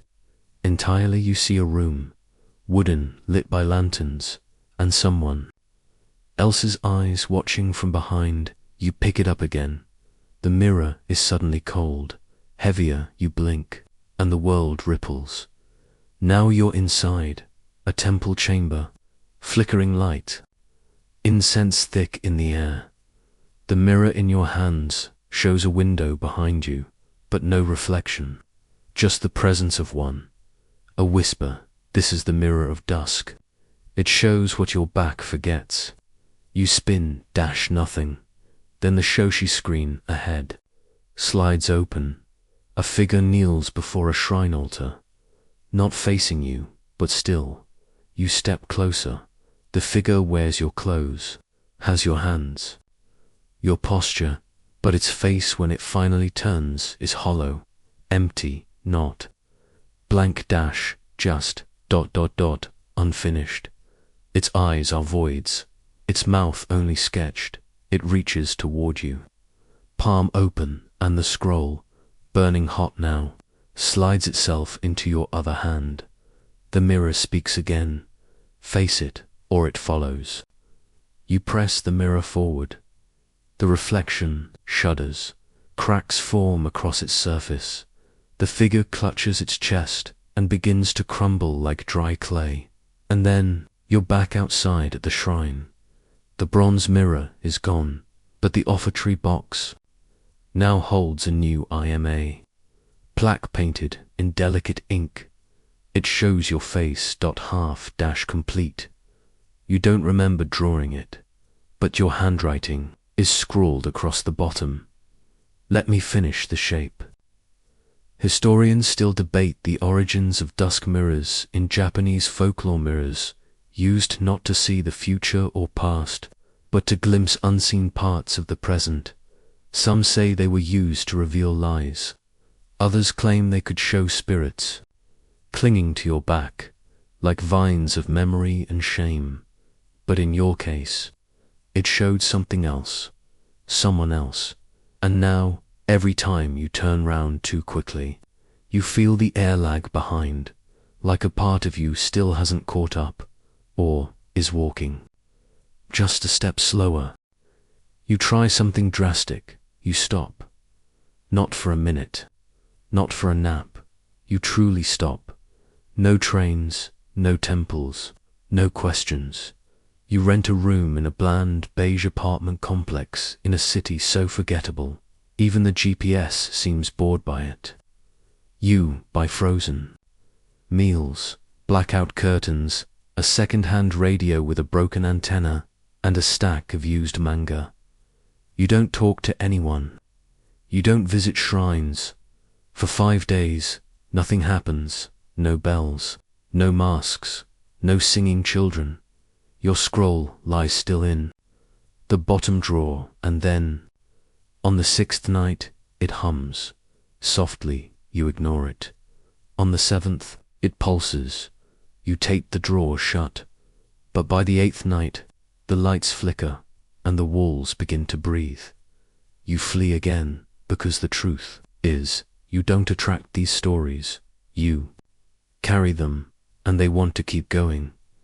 So you head to an address whispered to you by a half-blind antiques dealer in Osaka, a man who spoke in riddles and sipped shoku like it was truth serum. A house of 100 doors, he said. It doesn't let you leave until it finds the one that belongs to you. You find it at the end of a dead road in Niigata Prefecture. Hidden behind a wall of cedar and fog, the house is tall, slanted. Its windows are black, but not broken. The wood is damp, but intact. The roof tiles glisten even when it hasn't rained. It exhales when you enter. Not metaphorically, you feel it. A soft rush of air, as though the walls have lungs. There's no furniture, just doors. Dozens of them in every direction. Some wooden, some paper. One made entirely of rusted keys. Another that smells like salt and tears. One so small it looks made for a child. One so tall it brushes the ceiling like a looming grandfather. Clock, dot. You pick one dot, it leads to a hallway. That hallway ends in 5 more doors. You try another and another dot at first. You think you're being clever, mapping, backtracking, leaving. Coins to mark the path, but the coins vanish, and the scroll begins writing without your hand. You read it in horror. Door, hall, door, hall, door, door, door, hall. He opened each one thinking it was the last. Your heart races. You try the rusted key door. It creaks open into a bamboo forest. The same one from the first night. But the moon is wrong. It's too close. Too real. You shut it. Fast, another door opens before you touch it. You see your reflection. Your head floating in the dark, whispering, "Not yet." That's not your ending. You back away. Suddenly you hear footsteps, running your footsteps, from the other side of the wall, chasing you from behind. You bolt forward, through the next door, through another hall, and another, and another, and another until, at last, you find it your door. You don't know how you know. You just do. It's plain, worn, ordinary. A small brass handle, a post-it note stuck to it, ready. You turn the knob, and the room on the other side is your childhood bedroom. Not a recreation, not a copy. Yours the light from the cracked window, the poster half peeling from the wall, the stack of notebooks under the bed. You step inside, and the door vanishes, not closes, vanishes. You fall to your knees, laugh, cry. You lie on the bed, trembling, and your scroll writes one last line for the night. He found the door that knew his name. Historians still debate the folklore of infinite houses. Some say it's a metaphor for life's choices, others for karmic cycles. Certain shrine records reference Madoyo windowless homes that test your memory of the self. All you know is this: when you woke the next morning, the house was gone, but the doorknob was in your pocket. You carry the doorknob in a cloth pouch now. You don't know why, you just know it's yours. It feels like it always was. When you touch it, your heartbeat steadies, your breath slows, and the scroll, it stops writing. For a while, you dare to hope that maybe this story finally found a full stop. So naturally, that's when the counting begins. It starts innocently at night. As you lie in bed in a new town, you hear a voice whispering numbers, soft, female, dot, double quotes, dot, dot, 2, 3, you sit up. Nothing there. The next night, the same voice, dot, dot, dot, 4, 5, 6, still gentle, still far away, but always counting. You try to drown it out, tear plugs, music, ocean sounds, but somehow it weaves through everything. You ask around, local shrines, temples, historians, most shake their heads. One monk frowns and says, she must be looking for something. Who? The one who lost count. You decide to confront it. The counting leads you inevitably to Himeji Castle, a white fortress perched high on a hill, elegant and proud. Tourists wander its grounds daily. But you're not here for the architecture. You're here for Okiku. You've heard the legend, a maid accused of breaking a precious plate. She insisted she didn't. Her master didn't care. He threw her down a well, and every night since, her spirit counts. 1 plate, 2, 3, always reaching 9. Never 10, always searching. You enter the castle grounds just before closing. Stay low, move quiet. The well is cordoned off. A simple stone ring with an iron grate. Flowers placed beside, it faded, forgotten dot. You approach, the air changes. It's not cold but thin. Like the atmosphere here is used up. You kneel beside the grate and hear her clearly, double quotes, ... 7, 8. Your skin, prickles. Then silence, you speak, 9, a pause. Then she sighs, ... the kind of sigh that's held in a ghost's lungs for centuries, and you see her, not her face, just her hands, rising up through the grate, pale, dripping, reaching. You don't move, she places something beside you, a fragment, a broken shard of porcelain, then vanishes. No scream, no curse, just stillness. You sit there, shaking, holding the shard, the counting doesn't return. You've given her what she needed. Closure. Historians still argue whether the Okiku legend is a cautionary tale about injustice or something deeper, ritual memory given shape. Some say it reflects an obsession with completion. Others think it's a metaphor for women erased from history. You think she just wanted someone to say 10. Later, you check the scroll. A new line has appeared. He gave her the missing piece and left before she could ask for more. You don't sleep that night, not because you're scared, but because for the first time in a long while, you're not alone, not haunted, just accompanied, like someone is sitting at the edge of your bed watching, grateful. And every time the wind brushes your cheek, it smells faintly of cold porcelain and cherry blossoms. You start to notice her more after that night, not see her, not in mirrors, or windows, or puddles, but you feel her. When you pass old wells, your breath shortens. When someone counts aloud at a checkout line, a temple raffle, even karaoke, flinch around 9. She never speaks again. But sometimes your scroll writes in her voice, short, fragile sentences. Things like, "It's quieter now. Thank you for the ending. I hope you never drop anything fragile." You wonder if helping her changed something in you, if maybe you're meant to finish other people's stories now, or maybe you're owned that the scroll doesn't stop. But now it seems to watch more than write.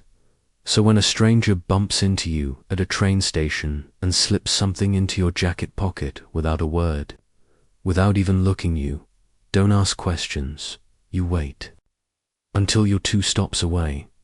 Then, in a quiet seat by the window, you reach in. It's a stone, smooth, flat, etched with a symbol you don't recognize. But your skin does. It burns faintly when you touch it, like a memory surfacing. The scroll hums, and you know where you're going next. Lake Biwa. You rent a bicycle. The air is warm. Cicadas hum in the trees. The lake spreads out before you like a mirror polished by gods. You follow the edge until the road disappears. Then a trail. Then reeds. And finally, a wooden dock, half sunken, leading into the Shallow. At the end of the dock is a single stone. Lantern, cracked, tilting. You wade into the water, and beneath the surface, you see it. A shrine gate, submerged, ancient, its pillars thick with algae, its top beam covered in fish nests. You step closer. The water rises to your chest. Then you hear a voice, male, gentle, sad. You shouldn't be here. You spin around, no one. Then the voice again, but since you've come, you may as well witness it. The scroll pulses. You dive. The lake closes over you like a lid, and beneath them possibly you find a corridor, stone engraved, lit by flickering, underwater flames that don't go out. The pressure doesn't crush you. The air doesn't vanish.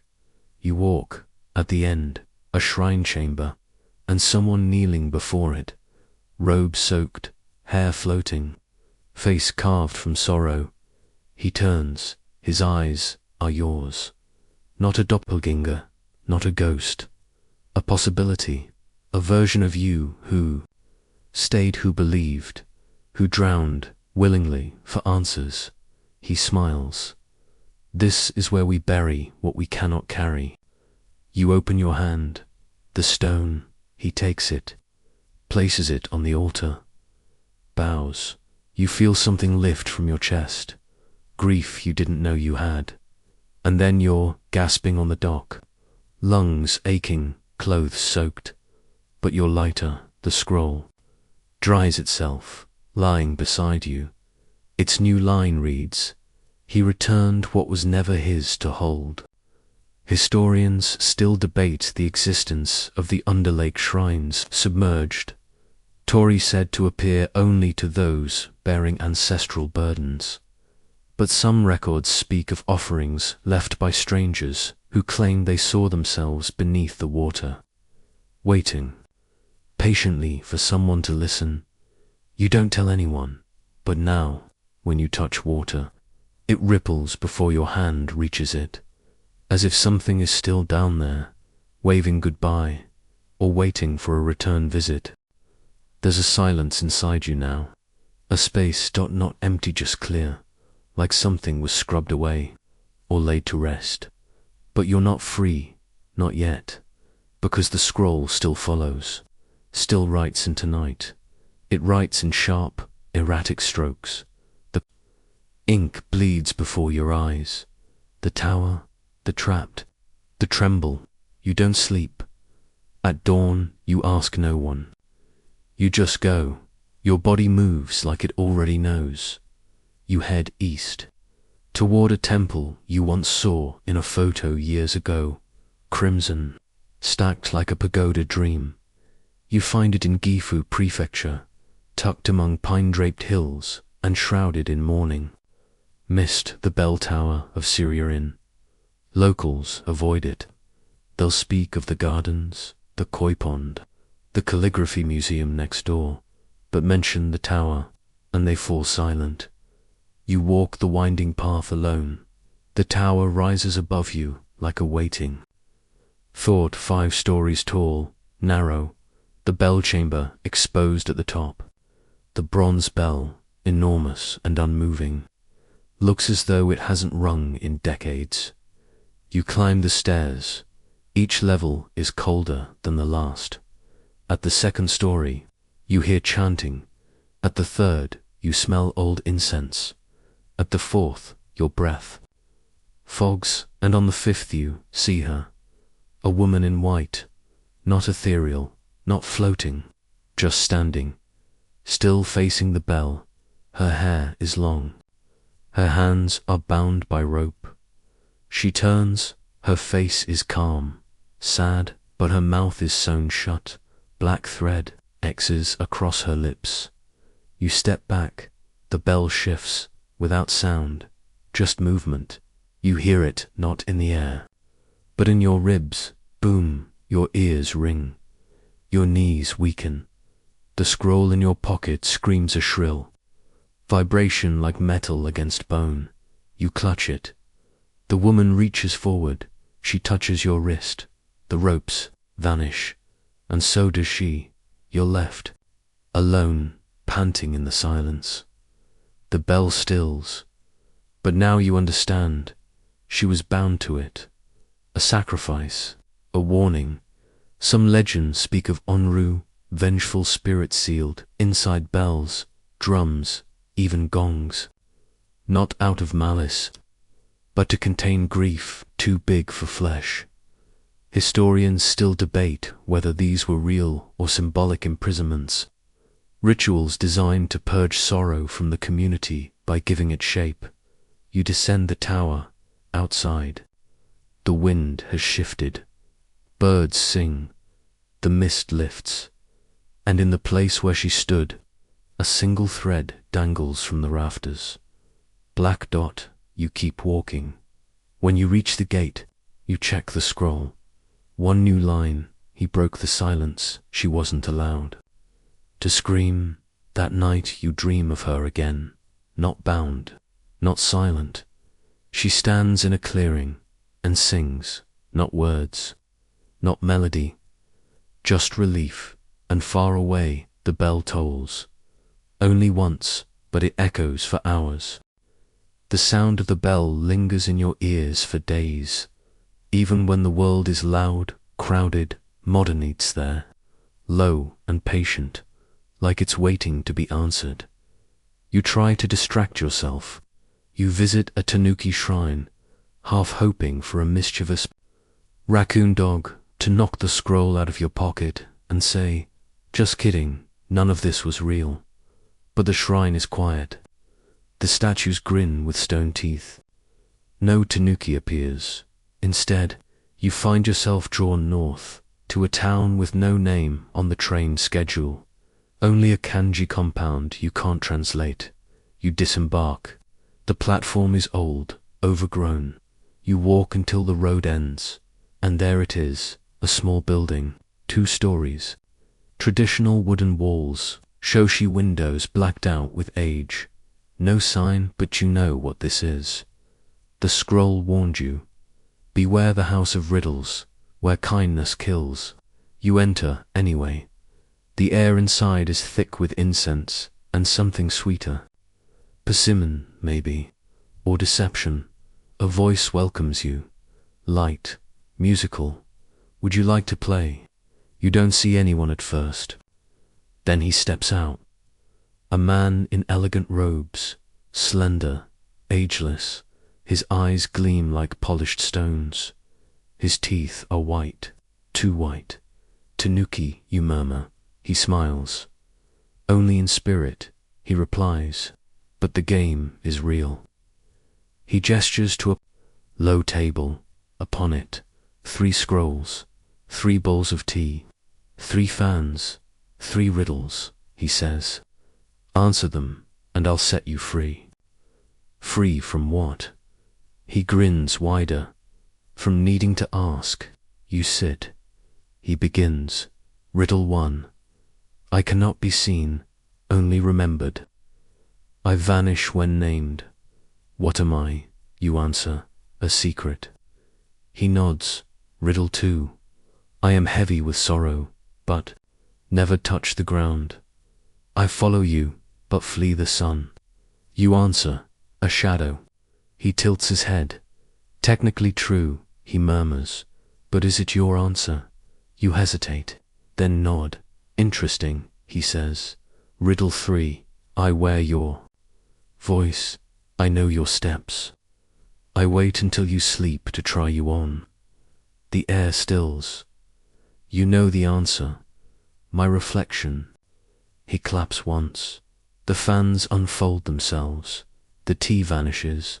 The scrolls dissolve into ash dot, and the man steps closer. Well done, he says. Now for your prize. You brace yourself, but he only places something in your palm, a stone mask. Blank, cool, too smooth. Wear this, he says, when the time comes. You'll know. Then he's gone. The room is empty, no door. You're standing in a rice field, alone. Birds scatter overhead. You open your hand. The mask is still there. That night, the scroll writes, he passed the test, but the mask has questions of its own. Historians speak little of the Tanuki riddles, dismissing them as children's games from folktales, but a few records suggest that if a traveler answered all 3 correctly, they left the woods with something they couldn't name, and those who failed were never seen again. You carry the mask now, wrapped in cloth, hidden deep in your pack, but sometimes, at night, it feels heavier, as if it's remembering your face. You don't speak to anyone the next day. Not out of fear, not entirely. It's more like a quiet agreement between you and the road. No more talking, no more asking, no more inviting. But the scroll doesn't care about your agreements. By sunset, it hums again. You unfold it with shaking hands and find a single sentence. Ink is forever, but skin forgets. You don't understand at first. Not until the train stops in a city you've never planned to visit. Kanazawa, a woman boards, late 20s, traditional dress, modern posture. She wears gloves in summer. She doesn't look at you, doesn't say a word, but as she walks past your seat, your scroll bursts with heat. You don't hesitate. You follow her through the station, down a narrow street lined with lanterns and the scent of fresh soba, past a gate with no name into a small courtyard, surrounded by carved panels and swaying plum branches.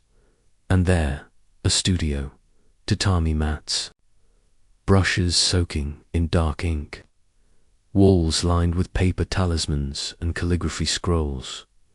She gestures for you to sit. No words, just a nod. And you do because you know why you're here.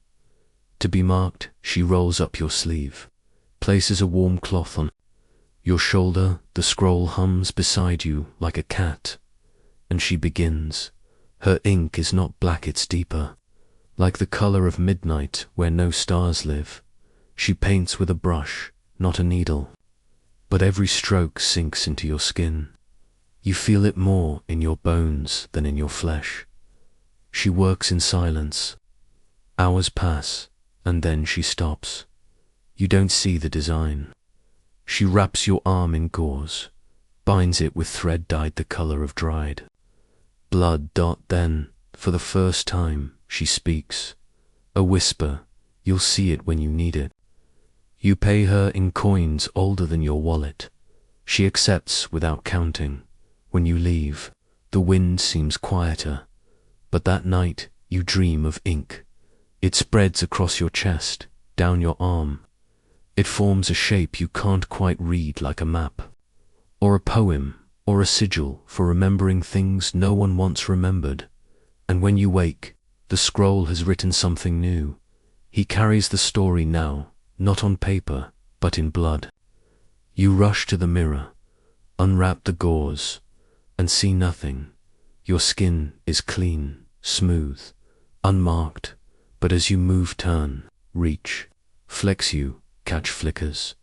A glimpse of kanji beneath the skin, words that move, a pattern that watches.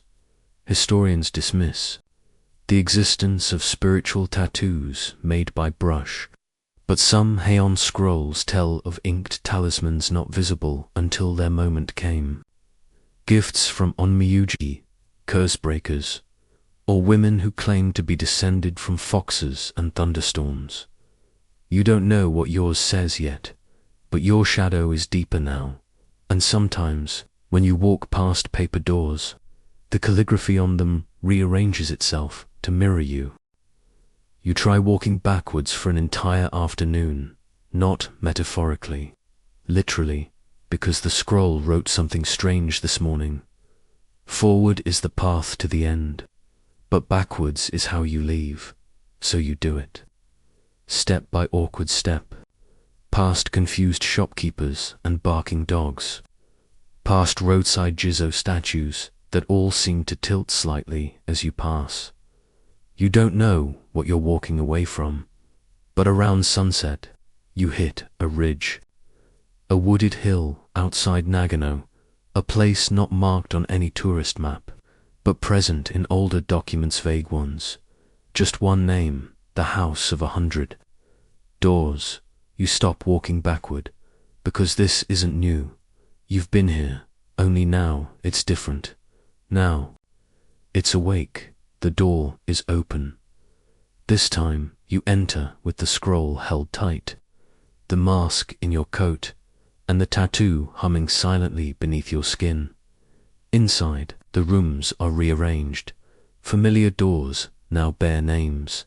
Some of them are yours, others are not. One reads, "The memory of falling," another, "Where you said yes," and a third, "The day you've forgotten." You don't open any of them, not yet.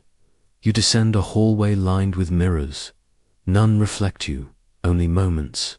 A girl running through plum blossoms. A monk sobbing into ink-stained hands. A man lowering a body into a well. And at the very end of the hall, you see it, your reflection, finally. But it's crying not loudly, not desperately, just. Tired, you step toward it and it steps back. Behind the mirror is a door. Wooden, plain, no title. You open it. Inside, a room with no corners. A space that curves gently in all directions. The walls are lined with paper, hanging, shimmering slightly. They whisper all the lines you've ever read on your scroll, now spoken aloud, your whole journey, murmured by the walls. And at the center, a writing desk, on it your scroll, unrolled, fully no.